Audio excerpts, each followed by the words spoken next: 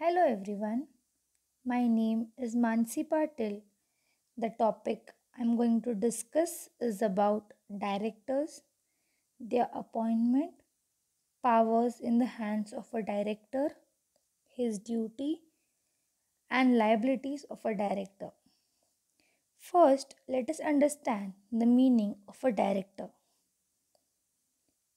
A director is one of those persons who are responsible for directing, governing, and controlling the policy or management of the company. All directors are collectively called as board of directors. In short, a director is one who is a member of the board of people that manages or oversees the affairs of the business. He is the one who is in charge of an activity, department, or organization. They are top administrative organs of the company. They frame the policies and are responsible for the decision making. Now, next, let us understand how a director is appointed. The articles of the company may list the name of the first directors in the articles of association. If no names are mentioned in the articles, the subscribers of the memorandum become the first directors. Directors can be appointed by initial members in the company's annual general meeting. Initial members can be the founders of the company. Alternate directors may be appointed by the board of directors. An alternate director may be appointed by the board during the absence of a director for a period of not less than 3 months. Vacant positions can be filled on temporary basis. The last concept in appointment of directors is that directors are appointed by government or financial institution. Such directors are also known as nominee directors.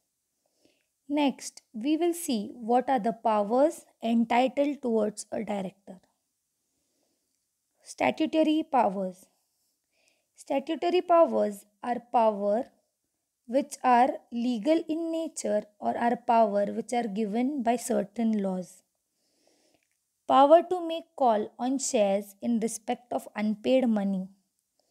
A demand made by the company on its shares or on its shareholders to pay whole or part of the balance remaining unpaid money on each share. Power to issue debentures whether in or outside India. Power to invest in the funds. Power to borrow money otherwise that on debentures. Power to approve financial statements and board reports. Financial statements can be the balance sheets, income statement, cash flow statement, and statements of shareholders' equity. Power to approve amalgamation, mergers, or reconstruction. Here, amalgamation means combination of two or more companies into a new entity, whereas merger can be said as an agreement that unites two existing companies in one new company. Reconstruction can be said as winding up of the existing company and forming up of a new company. The last concept or the last point in statutory powers is that power to take over a company or acquire a company. Next are the other powers entitled with a director. Power to fill casual vacancy, power to appoint first director of the company, power to appoint alternate and additional directors, power to declare dividend, power to appoint or remove managerial personnel, where managerial personnel can be secretaries or managers of the company. The last power or the last main heading in powers is power only with a resolution, which means that these powers can be passed by calling a board meeting or can be passed with discussing it with the other board members. To sell or lease any asset of the company, to borrow money in excess of paid up capital and free reserve, to issue bonus shares and for reorganization of shares. Now we will see what are the duties that are entitled to a director. First is the general duties. General duties can be to form policy and determine objectives of a company, to issue instructions to the subordinates for the implementation, to perform duties with due and reasonable care and diligence, to act in good faith in order to promote the objectives of the company, to appoint managerial personnel. Next are the specific duties. First one, must disclose his shareholding in a company. Shareholding means an allocation of shares held in the company. Second, must disclose his interest in contracts of the company. Duty to take qualification shares within 2 months after his appointment, where qualification share means a fixed number of shares a director should hold to become a director of the company. He should hold these shares within 2 months after his appointment. Duty to call statutory and annual general meetings of the company.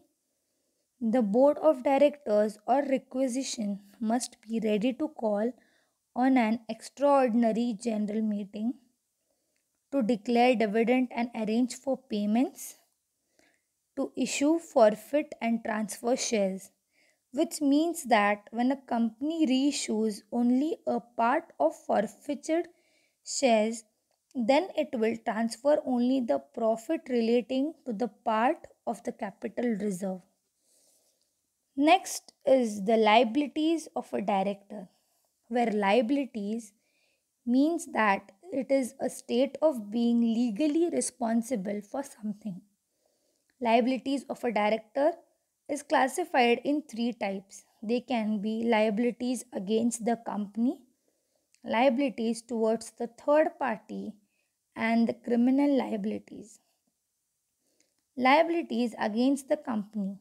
Breach of trust, where the director makes secret profit. Where breach of trust means breaking up of the trust for making profits. Second, for negligence or for not performing his duties honestly and carefully. Third, for dishonest act to make personal profits. Fourth, for the activity of co-directors.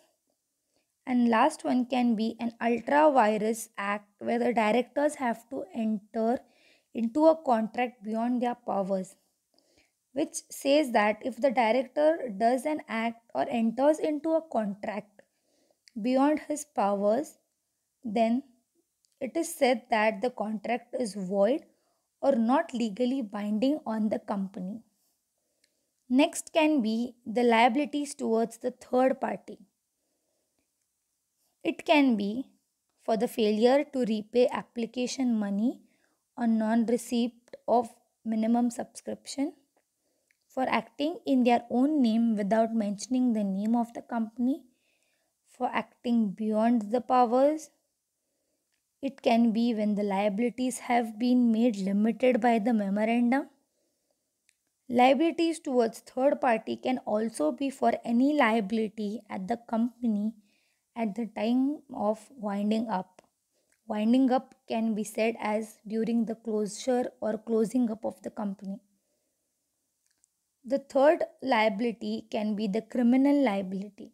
It can be for misstatement in the prospectus, failure to file written on allotment with the registrar, failure to give the notice to the registrar for conversion of stocks into share, failure to issue share certificate and debenture certificate, failure to maintain registrar of the member and register of the debenture holders, default in holding annual general meeting, failure to provide annual accounts and balance sheets, which can be also said as the financial accounts or financial statements. Criminal liabilities can be also for holding the office of director in more than 15 companies. That was all about directors, their appointment, power, duties, and liabilities. Thank you for watching my video. Please do like and share my video. Thank you.